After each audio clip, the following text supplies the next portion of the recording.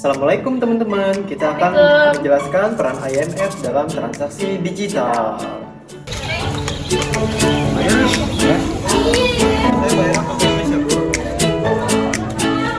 Oh, sekarang ada Chris. Membaca apa ya?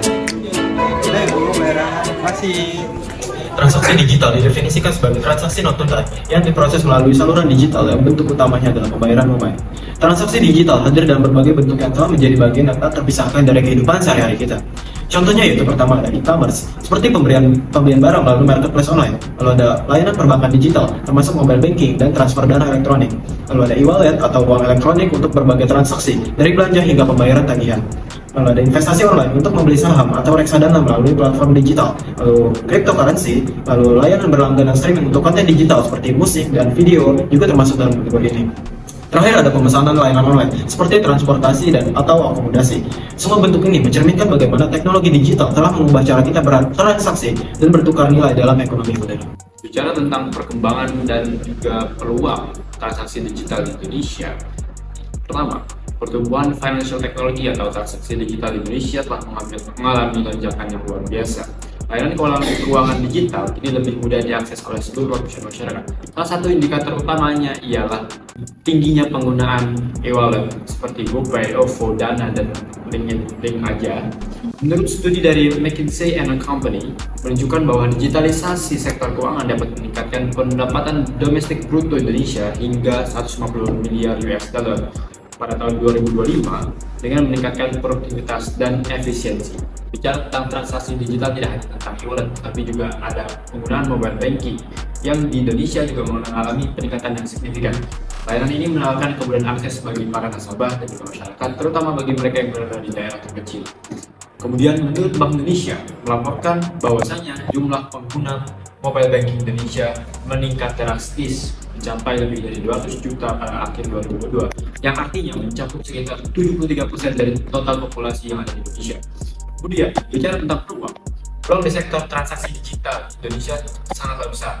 Pertama, potensi pasar yang luas, kemudian didukung oleh penetrasi internet yang semakin tinggi, dan ketiga, populasi angkatan anak muda yang melek teknologi yang semakin pesat, dan juga terciptanya lingkungan yang kondusif untuk inovasi digital Indonesia ke depannya.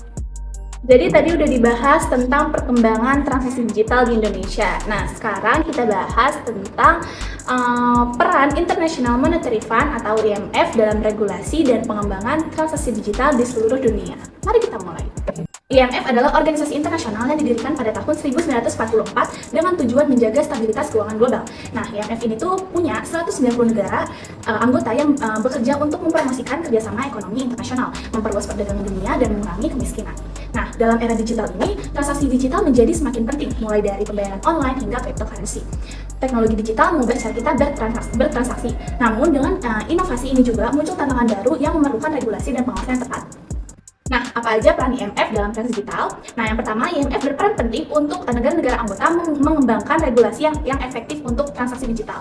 Nah, caranya, yang pertama ada penyusupan panduan dan kebijakan global. Jadi, IMF ini tuh mengembangkan panduan global untuk membantu negara-negara merumuskan regulasi yang tepat terkait transaksi digital. IMF juga menyediakan pelatihan dan bantuan teknis kepada otoritas keuangan untuk meningkatkan kemampuan mereka dalam mengatur transaksi digital. Selain itu, IMF juga bekerjasama dengan organisasi-organisasi internasional lainnya seperti Bank Dunia dan Financial Stability Board untuk mengkoordinasikan pendekatan terhadap regulasi transaksi digital. Kolaborasi ini juga penting buat ciptain standar global yang harmonis. Selain itu, IMF memainkan peran vital gitu dalam mendukung pengembangan transaksi digital global. Dengan regulasi yang tepat dan dukungan teknis, IMF membantu memastikan bahwa teknologi digital dapat memberikan manfaat maksimal sambil menjaga stabilitas keuangan dan keamanan.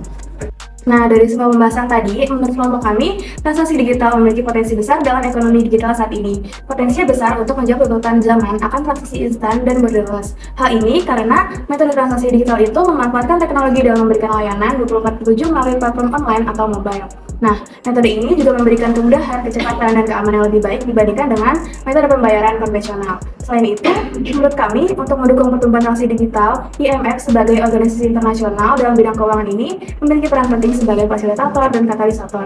Peran tersebut meliputi menciptakan kerangka regulasi mendukung, menyediakan bantuan teknis dan finansial, serta mempromosikan kolaborasi antara negara-negara anggotanya dan sektor swasta untuk membangun infrastruktur digital yang lebih inovatif, inklusif, dan aman.